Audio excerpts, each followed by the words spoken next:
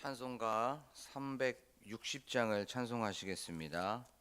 360장입니다.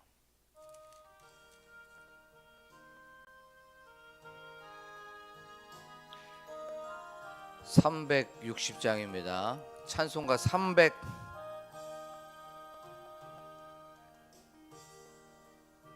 360장입니다.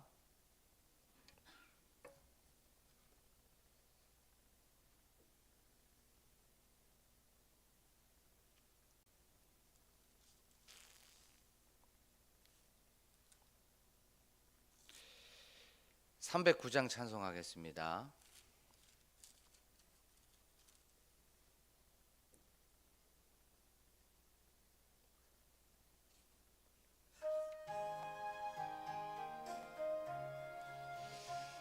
찬송가가 지금 개역 찬송으로 되어 있는 것 같은데 다시 세팅 값을 다시 해주시면 좋겠습니다.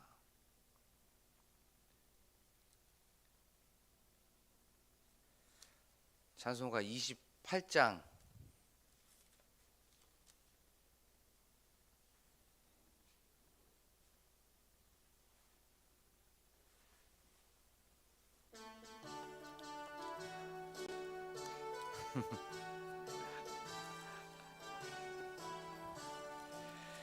행군 나팔 소리에 주의 호령 났으니 십자가의 군기를 높이 들고 나가세.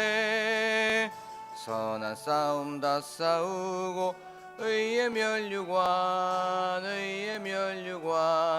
받았으리라. 선한 싸움 다 싸우고 의의 멸류관 예루살렘 성에서 멸류관 받으리. 저 요단강 건너 우리 싸움 마치는 날 의의 멸류관 예루살렘 성에서 악한 마귀 권세를 모두 깨쳐버리고 승리하신 주님과 승전가를 부르세. 선한 싸움 다 싸우고 의의 멸류관 받았으리라. 선한 싸움 다 싸우고 의의 멸류관 예루살렘 성에서 개인 멸류관 받으리. 저 요단강 건너 우리 싸움 마치는 날 의의 멸류관 예루살렘 성에서 달려갈 길 다 가고 싸움 모두 마친 후 주와 함께 기쁨을 용사들아 누리세. 선한 싸움 다 싸우고 의의 멸류관 받았으리라. 선한 싸움 다 싸우고 의의 멸류관 예루살렘 성에서 멸류관 받으리. 저 요단강 건너 우리 싸움 마치는 날 의의 멸류관 예루살렘 성에서. 우리 지금 이 시간 기도할 때에 저희들 오늘 하루도 선한 싸움을 싸우고 달려가는 하루가 되게 하여 주시고, 그 선한 싸움을 싸우고 그 마지막에는 주님께서 주시는 의의 멸류관, 영광의 멸류관, 생명의 멸류관, 승리의 멸류관을 받아 쓰는 오늘 하루가 되는 저희들이 되게 하여 주시옵소서라고 지금 이 시간 한 목소리로 기도하겠습니다. 참 좋으신 하나님, 오늘도 이렇게 저희 사랑하여 주셔서 이 자리로 불러주시고 하나님께 나아와 하나님을 찬양하는 저희들이 될 수 있도록 도와주심에 하나님 감사합니다.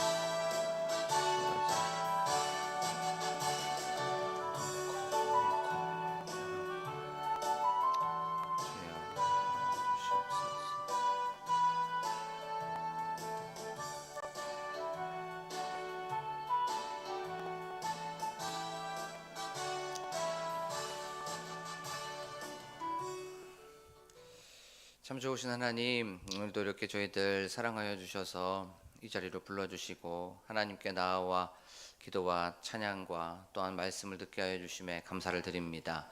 저희들 말씀을 들을 때에 들을 귀를 허락하여 주시옵소서, 또한 듣는 마음을 허락하여 주시옵소서, 또한 그 말씀에 순종하게 하여 주시고 또한 그 말씀에 충성하는 오늘 하루가 될 수 있도록 도와 주시옵소서. 하나님의 말씀을 들을 때에 또한 성령 하나님께서 우리에게 깨우침도 허락하여 주시고 또한 깨달음도 허락하여 주실 줄로 믿습니다. 감사드리며 예수 그리스도의 이름으로 기도하옵나이다. 아멘. 저희가 나눌 말씀은 열왕기상 2장 1절에서부터 6절의 말씀입니다. 열왕기상 2장 1절에서부터 6절의 말씀을 제가 봉독하도록 하겠습니다. 다윗이 죽을 날이 임박함에 그의 아들 솔로몬에게 명령하여 이르되 내가 이제 세상 모든 사람의 가는 길로 가게 되었노니 너는 힘써 대장부가 되고 내 하나님 여호와의 명령을 지켜 그 길로 행하여 그 법률과 계명과 율례와 증거를 모세의 율법에 기록된 대로 지키라. 그리하면 네가 무엇을 하든지 어디로 가든지 형통할지라. 여호와께서 내 일에 대하여 말씀하시기를 만일 네 자손들이 그들의 길을 삼가 마음을 다하고 성품을 다하여 진실이 내 앞에서 행하면 이스라엘 왕위에 오를 사람이 내게서 끊어지지 아니하리라 하신 말씀을 확실히 이루게 하시리라. 수류야의 아들 요압이 내게 행한 일 곧 이스라엘 군대의 두 사령관 넬의 아들 아브넬과 예델의 아들 아마사에게 행한 일을 내가 알거니와 그가 그들을 죽여 태평시대에 전쟁의 피를 흘리고 전쟁의 피를 자기의 허리에 띤 띠와 발에 신에 묻혔으니 내 지혜대로 행하여 그의 백발이 평안히 스올에 내려가지 못하게 하라. 아멘. 할렐루야. 오늘도 이 새벽에 오신 여러분들에게 주님의 은혜와 또 평강이 가득하시기를 간절히 소망합니다. 우리는 저번 시간에 이제 다윗이 솔로몬에게 유언을 했다는 것에 대해서 말씀을 나눠 봤습니다. 그러면서 내가 이제 세상 사람들이 가는 길로 다 가게 되었다고, 나는 이제 하나님의 부르심을 받는 그날이 이제 멀지 않았다고 하면서 솔로몬에게 마지막 이제 당부를 하는 것을 우리가 살펴봤습니다. 그것은 너는 힘써 대장부가 되라는 것이었죠. 여기서 힘써라고 하는 것은 영적으로, 육적으로, 또 심리적으로, 정신적으로 너는 견고하게 돼야 된다, 강하게 돼야 된다, 쉽게 말하면 단단해야 된다 라고 하는 그런 말이었어요. 내가 40년 동안 이 왕궁에서 있어 보니까 이 왕궁에는 얼마나 권모술수가 많은지, 또 배신과 반역이 있는지 몰라. 너는 그런 상황 속에서 사람들은 끊임없이 너를 흔들 것이고 너를 요동치게 흔들 거야. 그때 너는 흔들리지 말고 견고하고 단단해야 된다 라고 하면서 다윗이 솔로몬에게 얘기한 것이었어요. 그러면서 대장부가 돼야 된다라고 얘기했습니다. 이 대장부가 된다는 건 강한 사람이 돼야 된다, 큰 사람이 돼야 된다 라고 하는 뜻이었죠. 이 강한 사람, 큰 사람은 백성에서, 이 이스라엘에서 너는 강한 사람이 돼야 돼. 너를 흔들지 못하도록 이 솔로몬이라는 이름만 들으면 그 권위 앞에서, 그 리더십 앞에서 감히 그것을 범접하지 못하도록 너는 큰 사람이 돼야 된다, 강한 사람이 돼야 된다 하였어요. 여기서 큰 사람이라는 건 용서가 많고 인자와 자비가 풍성하고 긍휼이 많은 그 덕이 있는 사람이 돼야 된다라고 하는 그런 의미였죠. 그리고 나서 백성에서 또 이스라엘 백성들에게 뿐만 아니라 너는 가정에서도 견고하고 강한 사람이 돼야 된다. 거기에서 사랑과 또한 인자를 또 보여줘야 된다는 것에 대해서 말씀을 나눠봤습니다. 그리고 또 이스라엘 백성뿐만 아니라 또 가정뿐만 아니라 너 자신에게 너는 큰 사람이 돼야 되고 강한 사람이 돼야 된다라고 하면서 솔로몬에게 그런 마지막 인사를 하였습니다. 그러면 어떻게 하면 그렇게 될 수 있습니까? 바로 하나님의 말씀을 지킬 때에, 하나님의 말씀을 간직할 때에, 하나님의 말씀을 따를 때에 너는 힘써서 강하고 담대하게 그렇게 살아갈 수가 있다는 것에 대해서 말씀을 나눠봤습니다. 근데 오늘 말씀을 통해서 하나님께서는 또 우리에게 어떤 메시지를 주시고 또 우리는 하루를 또 어떻게 살아가야 되는지 우리가 말씀을 통해서 한번 교훈을 받기를 원합니다. 우리 5절 말씀에 보면 이렇게 말씀하고 있어요. 수르야의 아들 요압이 내게 행한 일이라고 말씀하고 있어요. 수르야의 아들 요압. 요압은 다윗의 누이 수르야의 아들입니다. 쉽게 말하면 이 요압과 다윗은 친척지간이라고 우리가 한번 생각해 볼 수가 있겠죠. 그러면 이 요압이 내게 행한 일에 대해서 우리가 한번 생각해 봤으면 좋겠습니다. 그 요압은 사적인 감정으로 바로 아마샤와 아브넬을 바로 죽인 사건이 있었어요. 이것을 바로 다윗이 솔로몬에게 말하고 있는 겁니다. 수르의 아들 요압이 내게 행한 일, 그가 아브넬과 아마사에게 행한 일, 그들을 죽인 것에 대해서 말하고 있는 거죠. 그것은 바로 일종의 질투심과 권력욕과 또 자기가 가지고 있었던 개인적인 감정을 통해서 바로 이 두 사람을 죽인 겁니다. 그러면서 이렇게 말씀하고 있어요. 수르의 아들 요압이 내가 행한 일 곧 이스라엘의 군대 두 사령관 넬의 아들 아브넬과 예델의 아들 아마사에게 행한 일을 내가 알거니와 그가 그들을 죽였다는 것을 오늘 말씀에 보면 말하고 있습니다. 그리고 또 이 태평 시대에 전쟁의 피를 흘렸다는 건, 이 태평 시대라는 건 평안한 시대죠. 무엇인가 평온한 시대입니다. 이렇게 통일 왕국으로 넘어가고 있는 그런 상황 속에서 이제 헤브론에서 7년 이스라엘에서 이제 왕이 되려고 하는 이 통일 왕국을 하는 그런 상황 속에서 요압이 바로 두 사람을 죽여서 이 평온한 시대에 전쟁의 피를 흘리게 했다는 거죠. 그리고 나서 태평 시대에 전쟁의 피를 흘리고 전쟁의 피를 자기의 허리에 띤 띠와 발에 신은 신에 묻혔다고 성경은 말씀하고 있습니다. 이 띠와 신, 일반적인 사람, 평민이든 군인이든 어떤 일을 하기 전에는 반드시 마음가짐도 하고요. 또 이 옷이나 또 어떤 나의 움직일 수 있는 모든 것들을 컨트롤할 수 있는 신과 띠를 하게 됩니다. 특별히 요압은 자기의 띠와 신을 어디에다가 또 자기의 힘을 어디에다가 쏟아 부어야 되냐면 적군에다가 쏟아 부어야 됐어요. 그래서 적군의 피를 흘려야 되고 또 적군의 피를 흘림으로 말미암아 거기서 승리를 가져와야 됐습니다. 하지만 그는 적군과 싸우는 게 아니었죠. 적의 피를 자기의 띠와 자기의 신에 묻힌 게 아니었습니다. 바로 이 자기와 함께 있었던 그 두 사람 아브넬과 아마샤에게 그를 죽이면서 피를 흘리게 했다는 것, 또 태평 시대를 끝나게 했다는 것을 우리가 알 수가 있습니다.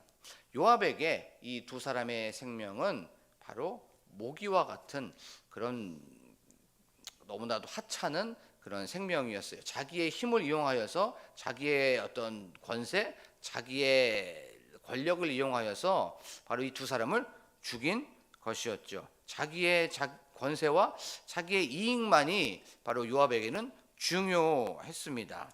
그래서 약자였던 그들을 짓밟고 그들을 핍박하고 그들을 박해하고 결국에는 이렇게 살해했다는 것을 우리가 성경을 통해서 알 수가 있습니다. 그 피를 자기의 띠와 자기의 신에 묻혔다는 것을 우리가 알 수가 있죠.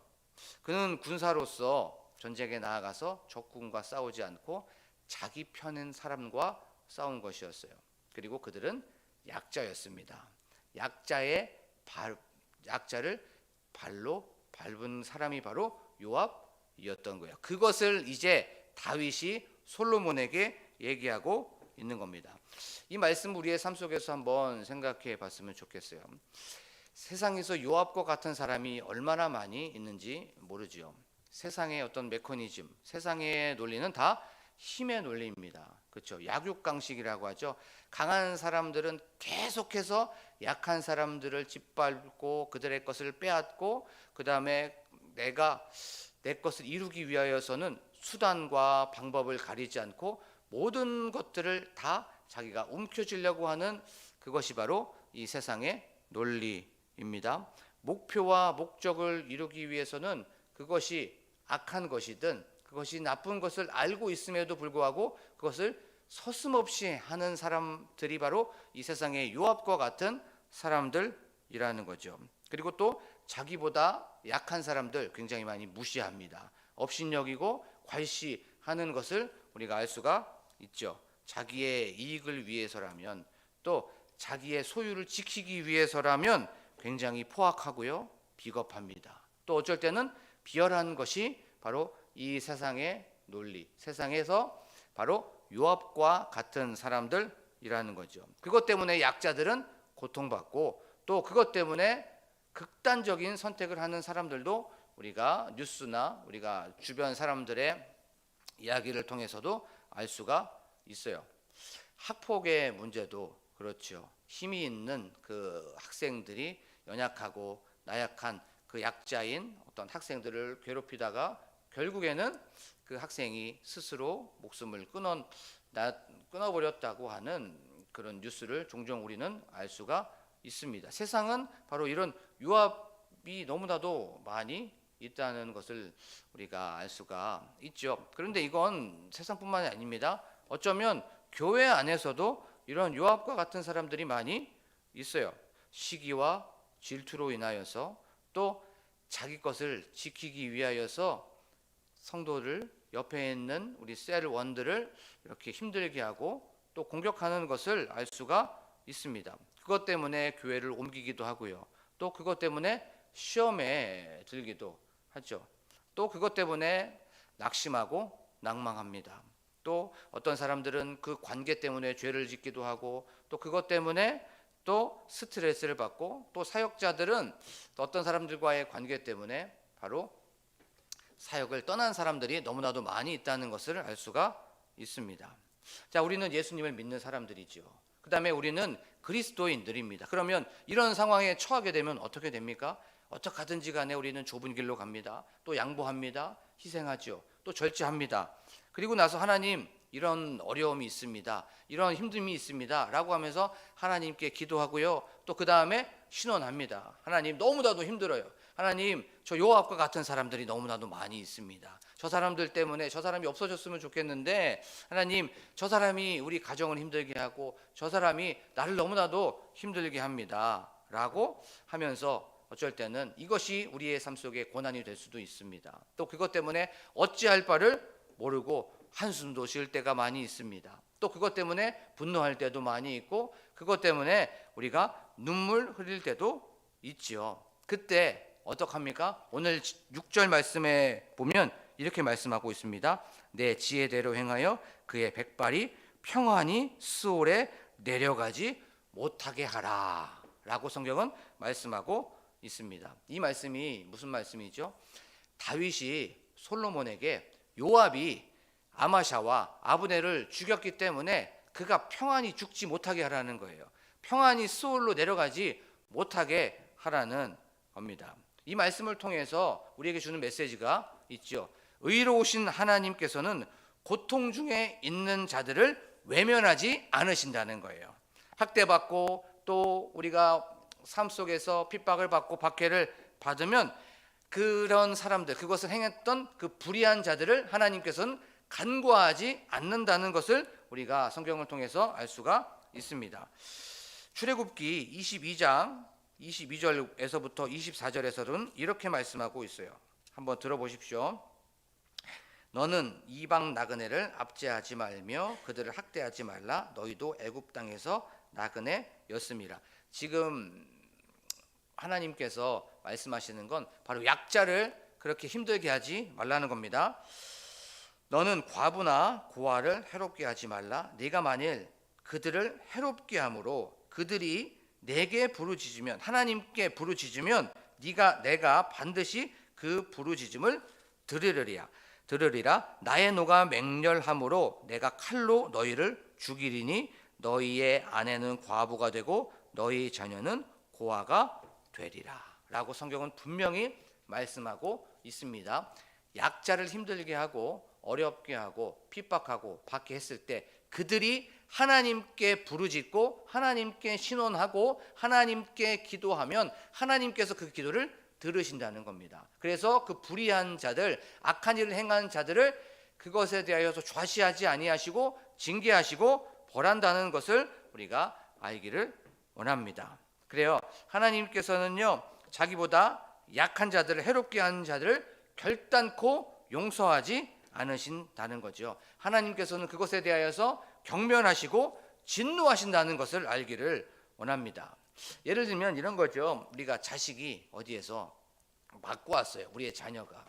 그런데 그 자녀가 너무나도 많이 힘들어합니다. 그러면 가서 우리 부모는 거기에서 자초지종도 따지고 그것에 대하여서 혼을 내기도 하고 또 징계도 내리는 것을 우리가 알 수가 있죠. 하나님께서도 동일합니다. 우리는 하나님의 자녀이기 때문에 우리를 힘들게 하고 우리를 아파하는 것에 대하여서 그것을 그냥 묵과하지 아니하시고 반드시 그것에 대하여서 징계하시고 벌한다는 것을 알고 나아가는 저와 여러분들이 되기를 간절히 소망합니다. 그래요. 하나님께서는 이 징계의 손길을 거두지 아니하시고 자신들의 이익과 기쁨을 위해서 남에게 눈물 흘리고 남을 힘들게 하고 아파하게 하는 그 사람들에 대하여서는 반드시 벌하고 그것에 대하여서 반드시 혼을 내신다는 것을 우리가 오늘 말씀을 통해서 기억하기를 원합니다. 그리고 또 우리 삶 속에서 또 한번 생각해 보면 우리가 어떤 사람들을 힘들게 하고 어떤 사람들을 어렵게 하면 그것은 반드시 부메랑이 돼서 돌아온다는 거죠. 그래서 우리가 너무나도 잘 아는 말씀이 있죠. 우리가 남의 눈에 눈물 나게 하면 내 눈에는 뭐가 납니까? 피눈물이 난다는 겁니다. 그래요. 우리의 삶 속에서 한번 생각해 보는 겁니다. 내가 어떤 사람을 힘들게 하진 않았는지, 나의 가지고 있는 권력을 위해서, 권력 때문에 내가 그것을 이용하여서 그 사람을 어렵게 하지는 않았는지, 또 내가 가지고 있는 이 시기와 질투로 인하여서 그 사람을 힘들게 하지 않았는지, 그래서 그 사람이 너무나도 힘들게 하진 않았는지를 자신에게 한번 생각해 보고 또 그것을 한번 점검해 보는 저와 여러분들이 되기를 원합니다. 내 이익을 위해서, 내 것을 지키기 위해서 그 사람을 어렵게 했다면 하나님 그것이 생각나게 하여 주시고, 또 내가 시기와 질투로 인해서 어떤 공동체를 힘들게 하고 한 사람을 어렵게 했다면 하나님 그것 또한 회개하는 이 시간이 되게 하여 주시옵소서라고 기도하기를 원합니다. 또한 나 편하려고, 나 좋으려고 그 옆에 있는 사람을 배려하지 않았고 존중하지 않았다면 하나님 오늘 하루 늘 우리의 시선이 바로 약자에 거하게 하여 주시고, 또한 우리의 시선이 늘 하나님께 향하는 오늘 하루가 되게 하여 주시옵소서라고 기도하는 이 시간이 되기를 원합니다. 우리 지금 이 시간 기도하면서 나아가기를 원합니다. 하나님, 저희들 오늘 말씀을 통하여서 내가 가지고 있는 힘과 내가 가지고 있는 어떤 권력을 위하여서, 내 것을 지키기 위하여서, 또한 내 것을 유지하기 위하여서 그것을 옆에 있는 사람을 힘들게 하고, 또한 그 약자들을, 또한 내 옆에 있는 사람들을 어렵게 했던 적이 있었다면 하나님 용서하여 주시옵소서라고 기도하기를 원합니다. 또한 내가 가지고 있는 그 마음, 시기와 질투하는 마음이 있었다면 하나님 용서하여 주시옵소서라고 기도하길 원합니다. 하나님 그리하여서 예수 그리스도의 보혈로 나를 깨끗게 하여 주시고, 하나님께서는 이 모든 것들에 대하여서 반드시 벌하시고 보응하신다는 것을 기억하길 원합니다. 그리고 또 내가 그런 상황에 처해 있다면, 내 주변에 있는 사람이 나를 힘들게 하고 나를 어렵게 하는 그런 사람들이 있습니다. 하나님, 그 사람이 나보다 직급이 높아서, 하나님 또한 나보다 가진 것이 많아서 내가 그들을 상대할 수 없습니다. 하나님, 우리는 그리스도인이기 때문에 좁은 길로 가게 되고 참고 용서하고 절제하고 그것을 내려놔야 됩니다. 하지만 너무나도 힘들어요. 하나님, 이것을 신원합니다. 하나님께 기도합니다. 하나님, 저희가 부르짖으면 하나님께서 그 기도 다 들어주신다고 약속하셨기 때문에 그 약속 믿고 나아갑니다. 하나님, 이것들을 하나님 아버지께서 합력하여 선을 이루게 하여 주시옵소서라고 기도하기를 원합니다. 또한 저희들 교회의 부흥을 위하여서, 교회 건축을 위하여서, 또한 장로님들과 권사님들과 안수 집사님들과 우리 집사님들을 위하여서, 또한 특별히 우리 담임 목사님과 함께 동역하시는 우리 사모님을 위하여서, 또한 그 가정을 위하여서 기도하기를 원합니다. 셀의 부흥과 셀 리더를 위하여서, 또한 나라와 민족을 위하여서, 대통령과 위정자들을 위하여서, 또한 저희들 간절하게 기도할 때는 우리 다음 세대와 또한 특별히 다음 세대를 이끌고 가고 있는 우리 교육자들을 위하여 기도하길 원합니다. 유치부부터 시작하여서 청년부에 이르기까지 우리 그 다음 세대가 부흥하게 하여 주시옵소서, 부흥되게 하여 주시옵소서. 또한 우리 교육자들이 예수 그리스도의 십자가를 품고 나아가는 우리들이 되게 하여 주시옵소서라고 기도하길 원합니다. 그리고 각자 하나 가지고 나온 기도 제목을 놓고 간절하게 주여 한번 부르고 기도합니다. 주여! 하나님 아버지, 저희들 이 시간 다윗이 솔로몬에게 그렇게 했었던 유언에 대해서 다시 한번 생각해보게 하여 주심에 감사를 드립니다. 하나님, 그 요압이라는 사람 자기의 그 자리를 지키기 위하여서, 또한 시기와 질투로 인하여서 사람을 죽이고 살해했다는 것을 우리가 알게 하여 주심에 감사합니다. 우리가 그런 사람이 되지 않게 하여 주시옵소서. 내 것을 지키기 위하여서 옆에 있는 사람을 힘들지 않게 하여 주시옵소서. 또한 내 마음속에 시기와 질투가 있습니까?